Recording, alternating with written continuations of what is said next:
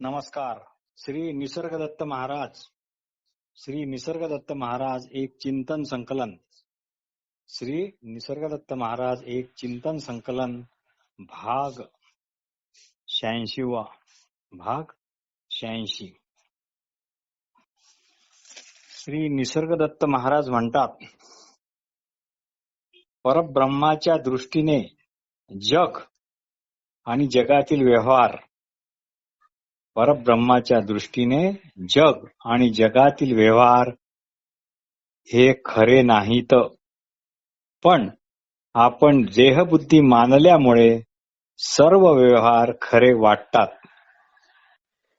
तुम्ही असल्याच्या ज्ञानाला देव म्हणा, कृष्ण म्हणा, राम म्हणा, रहीम म्हणा, काहीही म्हणण्याला मनाई नाही. म्हणण्याने पुष्कळ काही म्हणा, पण असण्याने फक्त आपण असणेपणाने शुद्ध असणेपणाच आहोत हेच जाणा. हेच असण्याचे ज्ञान म्हणूनच असा. हेच असण्याचे ज्ञान म्हणूनच असा. श्री निसर्गदत्त महाराज म्हणतात, आत्मा म्हणजेच आपण. आत्मा म्हणजेच आपण. आपण आपणच आहोत असे शुद्ध असलेपण म्हणजे आत्मा. यातील फक्त आपण घ्या तेच मोकळे आहे. तेथे रंग रूप आकार काहीच नाही. त्याला मी माझे म्हणणारेही कुणी नाही. तेथे फक्त प्रकाश आहे. तेथे फक्त प्रकाश आहे. फक्त जाणणे आहे. फक्त भान आहे. आपण असणेपणाचे शुद्ध ज्ञान आहे.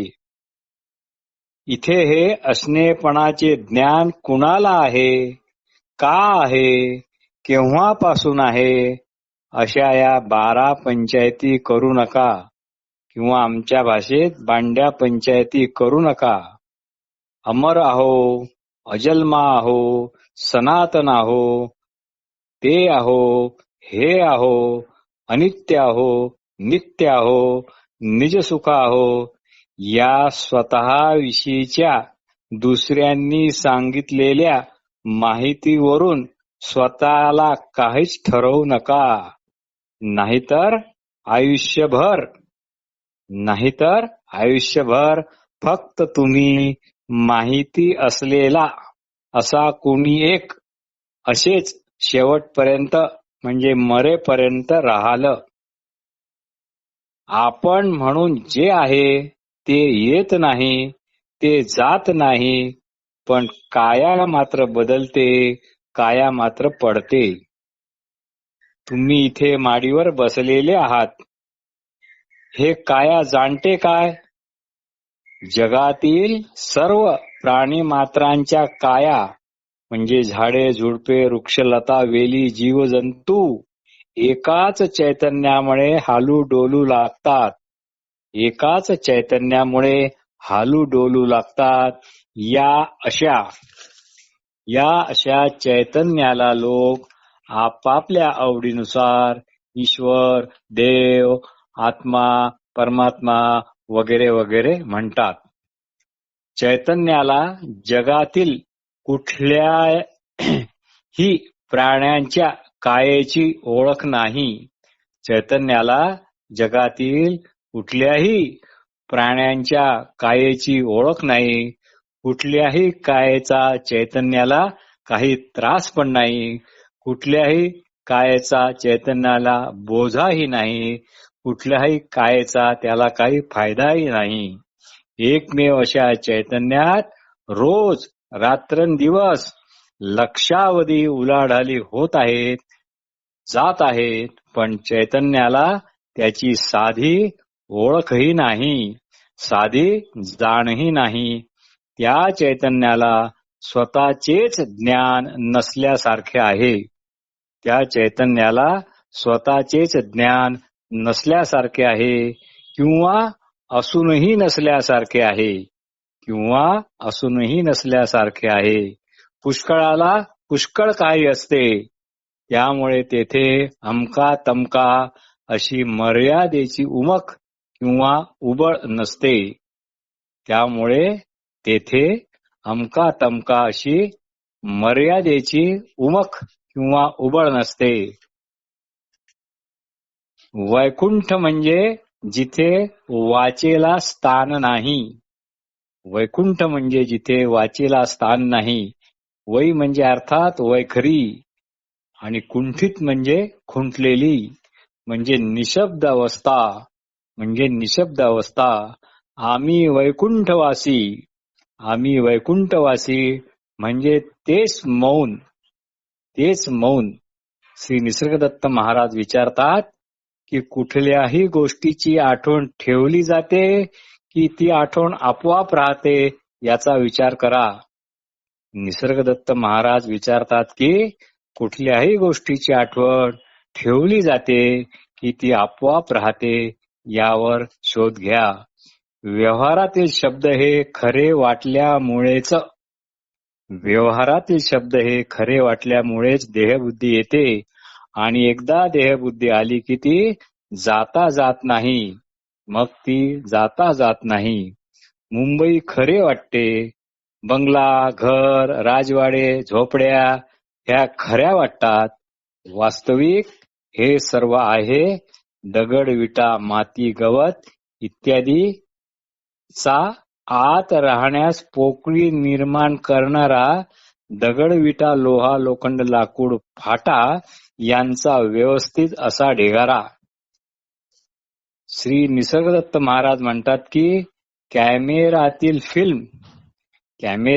फिल्म फोटो घेताना समोरचा माणूस उघडा नुगडा आहे, समोरचा माणूस नागडा उघडा आहे की झाकला झुकला आहे हे बघत नाही. ती फिल्म त्याचा जशाच्या तसा फोटो काढते.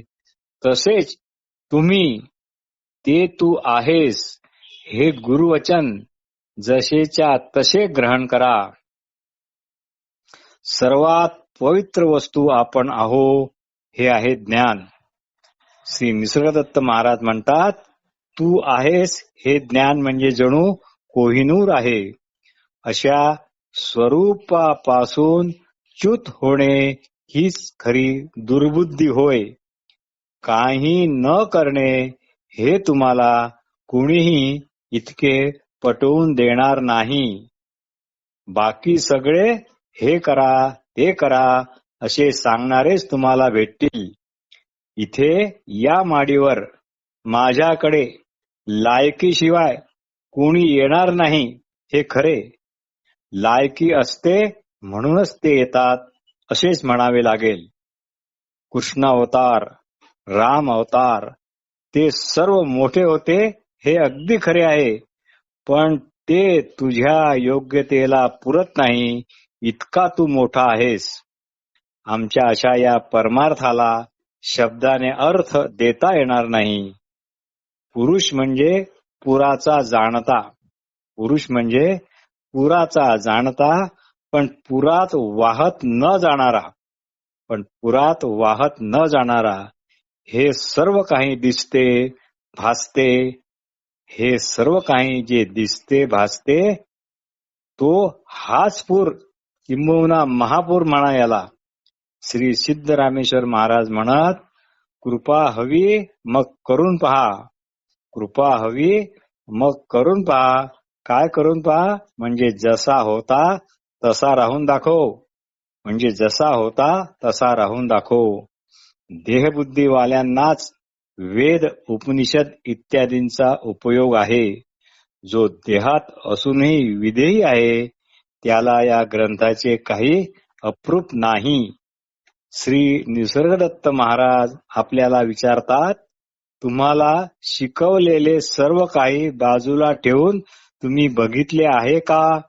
तुम्हाला शिकवलेले सर्व काही बाजूला ठेवून बघितले आहे का? याची तुमची तयारी आहे का? सर्व ऐकलेले, वाचलेले, सांगितल्या गेलेले काहीही कामाचे नाही म्हणून बाजूला करणे तुम्हाला जमेल का? म्हणजे कोरेपणा तुम्हाला येईल. आपल्या अंगावरील कपडा न काढताच फक्त कपड्याचा विसर झाला की काम झाले, तसे हे आहे. तो कपडा म्हणजे आपण नाही एवढेच जाणले की बस. तो कपडा म्हणजे आपण नाही एवढेच जाणले की बस.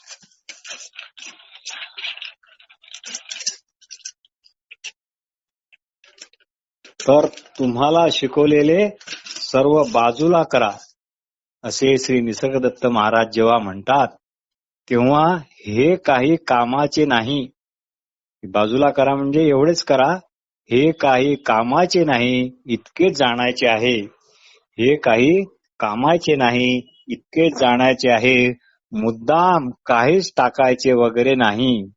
मुद्दाम काहीच टाकायचे वगैरे नाही आणि काहीही करायचे नाही. फक्त जाणायचे, फक्त जाणायचे. हे काही कामाचे नाही. श्री निसर्गदत्त महाराज म्हणतात, घटना जशा घडायच्या तशाच घडणार आहेत. घटना जशा घडायच्या तशाच घडणार आहेत. तेथे हवे नको अशी विभागणी देहबुद्धीचा पगडा आहे म्हणूनच होते आहे. यावर उपाय एकच. माझ्या देहासहित सर्व प्राणी मात्रांचे देह हे देहाच्या ठिकाणी देहधर्मानेच वागतात. त्यांच्यावर कुणाचाही मालकी हक्क नाही. त्यांच्यावर मालकी कुणाची चालत नाही. हाच बोध जपायला हवा. हाच बोध जपायला हवा.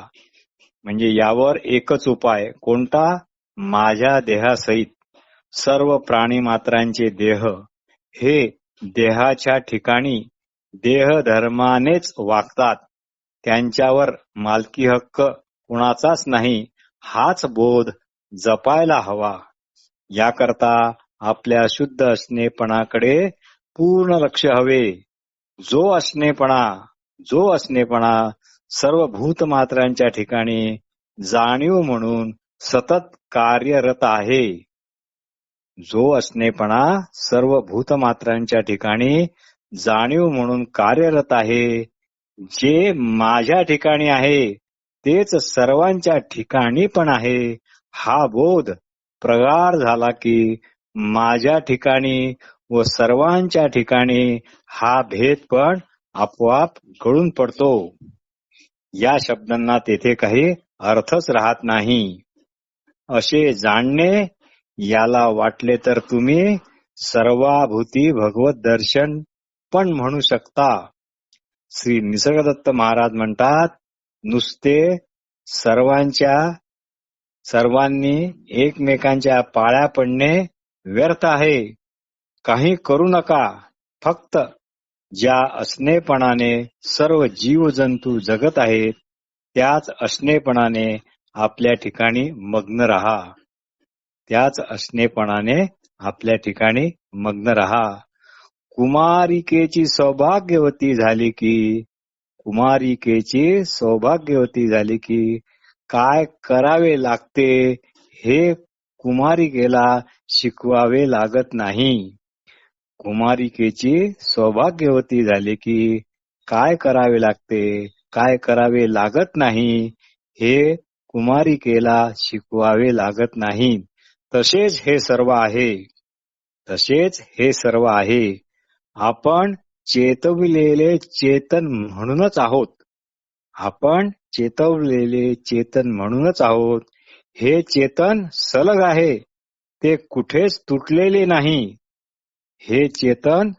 आहे. ते कुठेच तुटलेले नाही. असे श्री निसर्गदत्त महाराज म्हणतात. त्याचा अर्थ हाच आहे. सर्वच देहांना चालविणारे चैतन्य हे कुणा एकाचे नसून सर्वांचे ते चैतन्य म्हणून एकच चैतन्य आहे. ते कुठेच विभागले गेले नाही. ते कुठेच तुटले नाही. आपणच असल्याची जाणीव सर्व प्राणीमात्रांच्या ठिकाणी ही सारखीच आहे. आपणच असल्याची जाणीव सर्व प्राणीमात्रांच्या ठिकाणी सारखीच आहे. यालाच वाटले तर तुम्ही सर्वाभूती असलेल्या भगवंताच्या प्रकाशाची खूण म्हणा. यालाच वाटले तर सर्वाभोवती असलेल्या भगवंताच्या प्रकाशाची खूण समजा. तू असल्याचे तुला जाणवते तोच आत्मप्रकाश. तू असल्याचे तुला जाणवते तोच आत्मप्रकाश. इतरांना पण ते तेच आहेत हे जाणवण्याला तोच आत्मप्रकाश कारणीभूत आहे. इतरांना पण ते तेच आहेत हे जाणवण्याला हाच आत्मप्रकाश कारणीभूत आहे. यात न विभागलेल्या, न तुटलेल्या, सलग अशा असणाऱ्या आपण असण्याच्या जाणीवेत स्थिर राहणे एवढेच आपल्याला करायचे आहे. यात न विभागलेल्या, न तुटलेल्या, सलग अशा असणाऱ्या आपण असण्याच्या जाणीवेत स्थिर राहणे एवढेच आपल्याला करायचे आहे. श्री निसर्गदत्त महाराज म्हणतात, ज्याच्यामुळे तू तुला जाणतोस, ज्याच्यामुळे तू तुला जाणतोस तोच ज्ञान प्रकाश, तेच ज्ञान. ते व्यक्तिगत नाही, ते व्यक्तिगत नाही, त्याला आकार नाही, त्याला रंग नाही. ज्या जाणीवेने तुम्ही तुम्हाला जाणवता, ज्या जाणीवेने तुम्ही तुम्हाला जाणवता, ती जाणीव मी देह आहे याकरता वापरू नका. ज्या जाणीवेने तुम्ही तुम्हाला जाणवता, ती जाणीव मी देह आहे याकरता वापरू नका. तो फार मोठा गुन्हा होईल. आपण असावे असे वाटणे हा चैतन्याचा सहज धर्म आहे. आपण असावे असे वाटणे हा चैतन्याचा सहज धर्म आहे. हा सर्व किड्यामुंगीपासून माणसामध्ये समानतेने समान असा आहे, सलग आहे, कुठेच तुटक नाही, कुठेच तुटलेला नाही. प्रत्येकाला आपण असावेसे वाटते ते केवळ आपण असावे अशा आत्मप्रेमामुळेच. प्रत्येकाला आपण असावेसे वाटते ते केवळ आपण असावे अशा आत्मप्रेमामुळेच. हे असे आत्मप्रेम सर्व जीवसृष्टीत समान रूपाने आणि सहज धर्म रूपाने नांदत आहे. पण आपण ते देह रूपाने भोगतो. म्हणूनच आपण ताणतणावाचे जीवन जगत आहोत. ज्या जाणीवेने तुम्ही तुम्हाला स्वतःला जाणवता, ज्या जाणीवेने तुम्ही तुम्हाला स्वतः जाणवता, त्या जाणीवेला हलका दर्जा देऊ नका. त्या जाणीवेला हलका दर्जा देऊ नका. तिला वॉशरमन्स स्टोन समजू नका. तिला वॉशरमन्स स्टोन समजू नका. पैलू न पाडलेला पण हिरांच्या गुणधर्मांचा, पैलू न पाडलेला पण हिरांच्या गुणधर्माचा,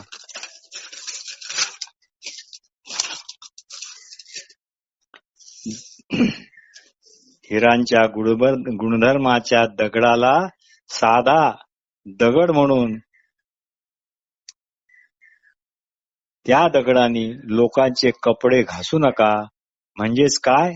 मी देह आहे याकरता ज्या जाणीवेने तुम्ही स्वतःला जाणता, त्या जाणीवेनेच मी देह आहे असे म्हणू नका. ज्या जाणीवेने तुम्ही स्वतःला जाणता, त्या जाणीवेनेच मी देह आहे असे म्हणू नका. ज्ञानाला ज्ञान म्हणूनच भजा. देह हे माझे रूप नसून देहातील आत्मप्रकाश, देहातील आत्मप्रकाश हेच माझे रूप होय. हे ज्ञान आकाररहित, अकलंकित सर्व प्राणीमात्रांच्या देहात समान रूपाने सलग, कुठेच तुटक नाही असे असूनही सर्व देहांशी ते अलिप्त, असंग, अगदी आकाशासारखे निर्लेप असे आहे. हेच तुमचे व्यक्तत्व, हेच तुमचे व्यक्तत्व. हेच तुमचे व्यक्तित्व आहे. इथे व्यक्तिमत्वाचा ठाव ठिकाणा पण नाही. इथे व्यक्तिमत्वाचा ठाव ठिकाणा पण नाही. म्हणूनच ते तुमचे व्यक्तित्व, तुमचे शब्द इथे शब्द गाळा, फक्त व्यक्तित्वच म्हणा. हे व्यक्तित्व अनंत अपार असे आहे. असे ज्या सद्गुरूने तुम्हाला तुमचे व्यक्तित्व हे अपार अनंत आहे हे दाखवून देणाऱ्या सद्गुरु वचनाच्या वचनाबद्दल काही शंका घेऊ नका. देह हे चैतन्याचे खाद्य आहे, त्याचे रूप नाही. जे ध्यानात ठेवाल ते द्वैतपणे मात्र ठेवू नका, ते अद्वैतपणेच ठेवा. चैतन्य व आपण एकच या आठवणीने जर राहिलात तर तुमच्यातूनच स्वरूप ज्ञानाचे झरे वाहतील. चैतन्य व आपण एकच या आठवणीने जर राहिलात तर तुमच्यातून स्वरूप ज्ञानाचे झरे वाहतील. देहाच्या वागणुकीचे भूतकाळाचे स्मरण, देहाच्या वागणुकीचे भूतकाळातील स्मरण, देहाने केलेल्या चूकभुला, पापपुण्य इत्यादी सर्व घाण टाकून द्या. मेल्यावर जे देहात राहत नाही, मेल्यावर जे देहात राहत नाही ते आजच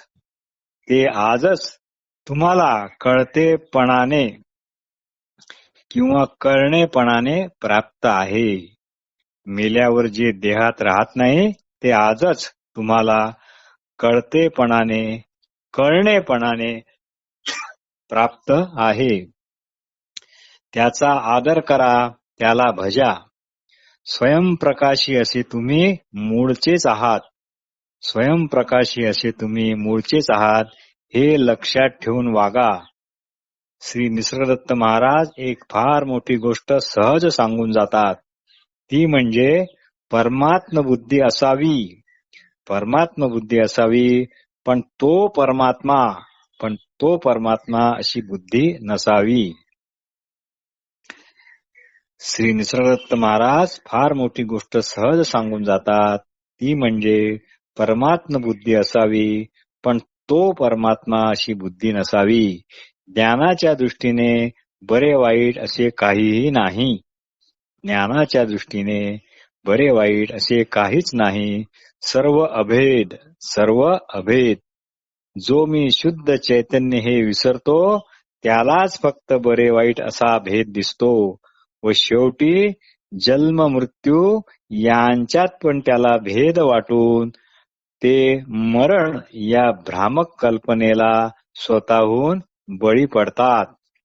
पण गुरुवचन पाळणाऱ्यास मरण म्हणजे सुख सोहळा असतो.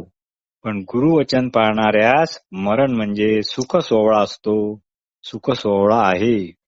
चैतन्य ब्रह्म ओळखणे म्हणजे चैतन्य ब्रह्मच होणे होय. चैतन्य ब्रह्म ओळखणे म्हणजे चैतन्य ब्रह्मच होणे होय. बकऱ्या मेंढ्या शेळ्यासोबत वाघाचे पिल्लू वाढते. बकऱ्या मेंढ्या शेळ्यासोबत एखादे वाघाचे पिल्लू वाढते. ते त्या पिल्लापैकी स्वतःला एक शेळीचे पिल्लूच समजते. पण आपण काय आहोत हे कळताच मात्र ते शेळ्या बकड्यांवर झडप घेते. म्हणून स्वस्वरूप कळताच हेच स्वस्वरूप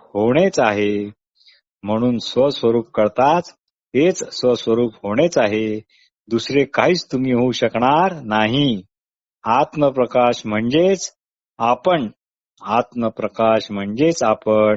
हे कळताच तेथे व्यक्ती राहत नाही, तर केवळ जे व्यापक असे व्यक्त आहे तेच राहते. आत्मप्रकाश म्हणजेच आपण हे कळताच तेथे व्यक्ती राहत नाही, तर केवळ जे व्यापक असे व्यक्त आहे तेच राहते. जे अनादी काळापासून एकच एक आहे, सतत आहे, तुटक नाही, सनातन आहे. सर्व प्राणीमात्रांच्या ठिकाणी केवळ असणेपणाच्या ओळखीने तेच आहे. आपली ही ओळख गेली तरी इतरांच्या ठिकाणी ती ओळख म्हणून जशीच्या तशी आहे. आपली ही असणेपणाची ओळख गेली तरी इतरांच्या ठिकाणी ती ओळख म्हणून जशीच्या तशी आहे. व्यक्तित्वात नाही पण व्यक्तामध्ये ती आहे. व्यक्तित्वात ती नाही पण व्यक्तामध्ये आहे. व्यक्तित्वात पाहिजे ती ओळख व्यक्तित्वात पाहिजे हा आग्रह मात्र सर्व ज्ञानरूपी जल पालथ्या घागरीवर घालण्यासारखे व्यर्थ होईल. ही ओळख व्यक्तित्वात पाहिजे हा आग्रह सर्व ज्ञानरूपी जल पालथ्या घागरीवर घालण्यासारखे होईल. कौन कहता है खाक में आप मुझे मिटा नहीं सकते. कौन कहता है खाक में आप मुझे मिटा नहीं सकते, लेकिन मुझसे उठे हुए गुबार को दबा नहीं सकते. कौन कहता है खाक में आप मुझे मिटा नहीं सकते. खाक म्हणजे माती, धूळ. लेकिन मुझसे उठे हुए गुबार को दबा नहीं सकते. गुबार म्हणजे धुळीचे भयंकर वादळ. म्हणून व्यक्तित्व गेलं तरी अनंत अपार अशा व्यक्तित्वाला धक्का लागणार नाही. व्यक्तित्व गेलं तरी अनंत अशा अपार व्यक्तित्वाला धक्का लागणार नाही. नमस्कार.